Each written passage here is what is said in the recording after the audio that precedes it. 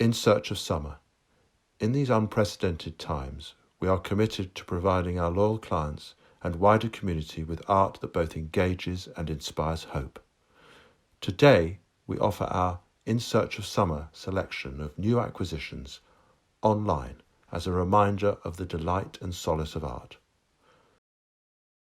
The intense blue of the Mediterranean in the hottest part of the day, stillness, the wafting scent of herbs, the distant hum of an insect.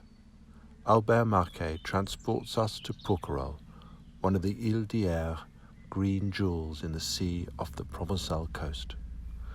Marquet spent his life recording the rivers and beaches of France, and, like his friend Matisse, found poetry in the south. The painting shows the village of Porquerolles, with the church and wooded slopes crowned by the 16th century Fort Saint-Agathe. The village was built around 1820 for the families of the military stationed there. Situated at the approach to Toulon, one of France's most important naval bases, the island had strategic significance. The hues Marquet chooses are never obvious or banal, but from a unique signature. The sea is a pristine aquamarine, given context by the even more vivid sapphire of the central boat. Marquet draws with economy in paint, suggesting the shape of the boat, its mast and rigging with a minimum of bold strokes, contrasting the blue with a few lines of lipstick red. The composition is underpinned by a geometric precision, a balance of horizontal and vertical lines, shoreline and jetty against masts and church tower. As with most of Marquet's paintings, humanity is implied, but largely absent. The only person here is a small child, gazing upon the water from the jetty. Though now celebrated for his neo-romantic images of the British landscape and its historic architecture, in the 1930s, John Piper exhibited modern abstract works with the international avant-garde. Forms on White Ground, 1935, represents this significant date in the artist's career with great confidence and clarity.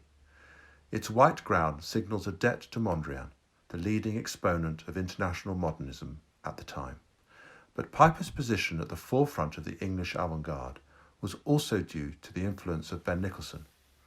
By spring 1934, Piper had been elected a member of the 7 and 5 Society, serving as secretary and chair of its hanging committee, becoming in effect Nicholson's right-hand man.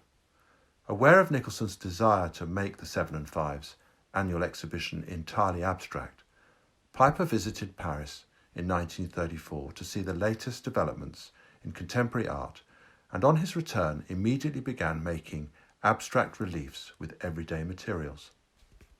That summer, he also met Myfanwy Evans, his second wife, and introduced her to Jean Hélion, which afforded access to some of the most feted artists of the day.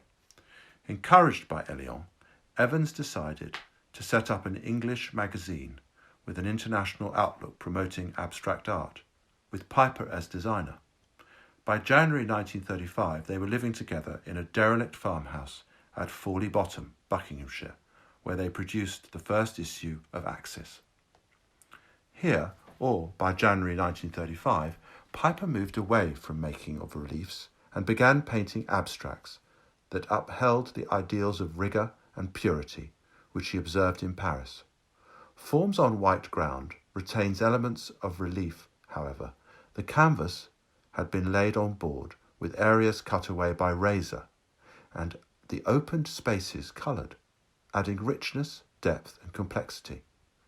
Piper clearly enjoyed the contrast between straight edges and full curves, matte oil paint and the shiny surface achieved with rippling in the off-centre black form. He deliberately limited his palette to a strong colour chord of red, citrus, yellow, brown, olive green, grey and black, which concentrates attention on the play of forms and subtle shifts of direction. In this exceptional painting, Piper had at last arrived at a distinctive personal style that signalled modernity.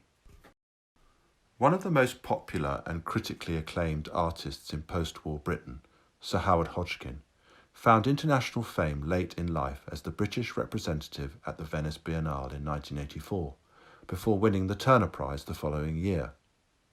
From the 1990s onwards, Hodgkin painted more freely and fluently, with an increasing sense of boldness and spontaneity despite the long gestation of his work, composed directly on the surface without preparatory drawings, with continual layering of intuitive strokes and endless revisions.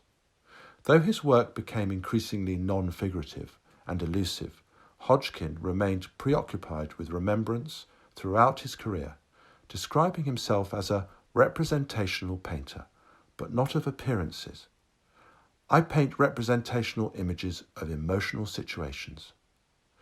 Painted at the height of his powers, Hodgkin's glorious La Vie en Rose, 1999 to 2002, is an intimate and intense oil on panel evoking the experience of a searing sunset sky.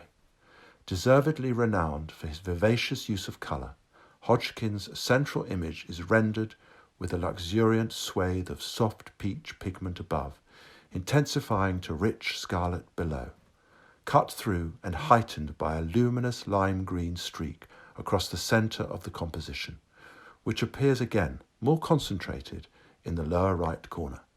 The thick, black, freely painted frame, an essential and characteristic element of Hodgkin's work, takes on its colouring, lightening and adding depth to its dense, striated border like a polished sheen. Slightly off-centre, the frame also intrudes on the high-pitched orange-red of Hodgkin's radiant, psychological landscape, its compressed, compact form concentrating rather than detracting from its blissful, exuberant power. Hodgkin's beautiful, witty titles are often taken from songs or musical references such as Night and Day or Stormy Weather, and of course La Vie en Rose, inspired by Edith Piaf's hymn to love, which made her internationally famous in the wake of the Second World War.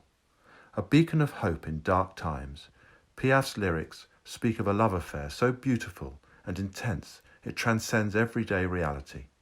Hodgkin's powerfully evocative painting, conjuring vivid memories of past experience, also enables the beholder to transcend the present.